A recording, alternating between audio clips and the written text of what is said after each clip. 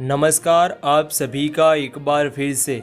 देश की राजधानी दिल्ली में शनिवार को यानी कि आज सुबह 10 बजे से पीएम मोदी की अध्यक्षता में नीति आयोग गवर्निंग काउंसिल की बैठक होनी है।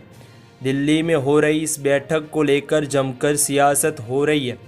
बता दें कि केंद्रीय बजट को राज्यों के खिलाफ बताते हुए इंडिया ब्लॉक वाले राज्यों के मुख्यमंत्री ने इस मीटिंग का बहिष्कार किया है। हालांकि पश्चिम बंगाल की मुख्यमंत्री ममता बनर्जी ने इस बैठक में शामिल होने के लिए दिल्ली पहुंच गई है।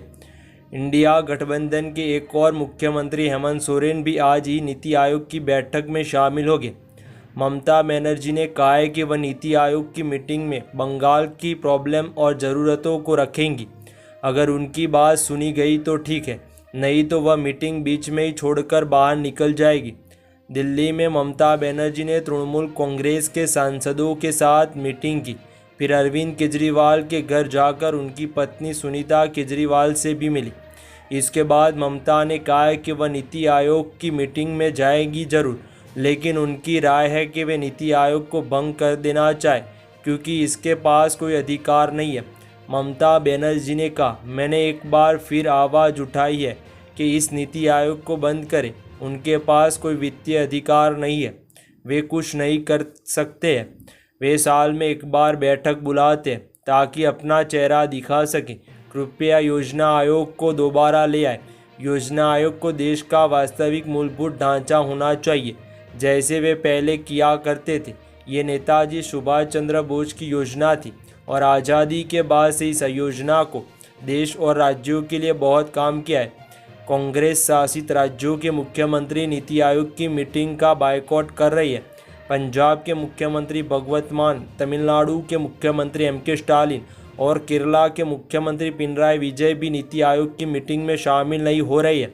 वहीं बीजेपी एवं एनडीए शासित राज्यों के मुख्यमंत्री दिल्ली पहुंच गए हैं, जिसमें यूपी के सीएम योगी आदित्यनाथ, राजस्थान के मुख्यमंत्री भजनलाल शर्मा, मध्य प्रदेश के मुख्यमंत्री मोहन यादव, आंध्र प्रदेश के सीएम चंद्रबाबू नायडू और महाराष्ट्र के मुख्यमंत्री एकनाथ शिंदे समेत कई अन्य राज्यों के सीएम नीति आयोग की मीटिंग के लिए दिल्ली पहुंच गए हैं।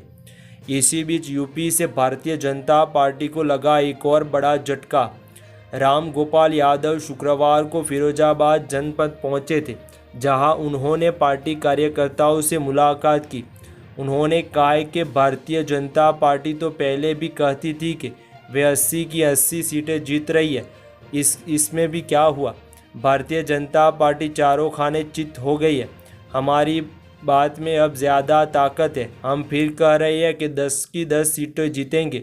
सपा सांसद ने इसी दौरान भाजपा में मचे घमासान पर प्रतिक्रिया दी और कहा कि वैसे तो यह भारतीय जनता पार्टी का अंदरूनी मामला है, लेकिन अगर प्रशासन की बात की जाए तो इस अंदरूनी झगड़े का प्रशासन पर बहुत बुरा असर पड़ने वाला है। बीजेपी के नेता और विधायक अधिकारियों पर भ्रष्टाचार के आरोप लगा रही है। अधिकारी किसी काम की ही नहीं सुनते हैं। इस पर प्रोफेसर राम गोपाल यादव ने कहा कि सरकार में भ्रष्टाचार है, तभी तो आरोप लगाए जा रहे हैं। नीचे से ऊपर तक भ्रष्टाचार है और कुछ भी नहीं। राम गोपाल यादव ने कांवड़ यात्रा रूट पर दुकानों पर पहचान लिखे जाने वाले सवाल पर कहा कि किसी कांवड़ियों ने यह नहीं कहा था कि यह सरकार की मानसिकता का परिणाम था और यह सरकार की गंदी सोच थी। किसी भी कांवड़ियों ने आज तक ऐसा नहीं कहा और इसीलिए ही सुप्रीम कोर्ट ने इस पर रोक लगा दी है। सपा सांसद ने राहुल गांधी पर मानहानि वाले केस में पेशी के बारे में कहा कि उनको तो मानहानि के केस में एक बार सजा भी हो गई थी और सुप्रीम कोर्ट ने वह स्थगित कर दी थी। यह सरकार तो किसी को भी पेश करवा सकती है, किसे कहकर कुछ भी करवा सकती है। फिलहाल इस वीडियो में इतना ही। देश और दुनिया की तमाम खबरें सबसे पहले जानने के लिए न्यूज़ एक्सिस को सब्सक्राइब करें।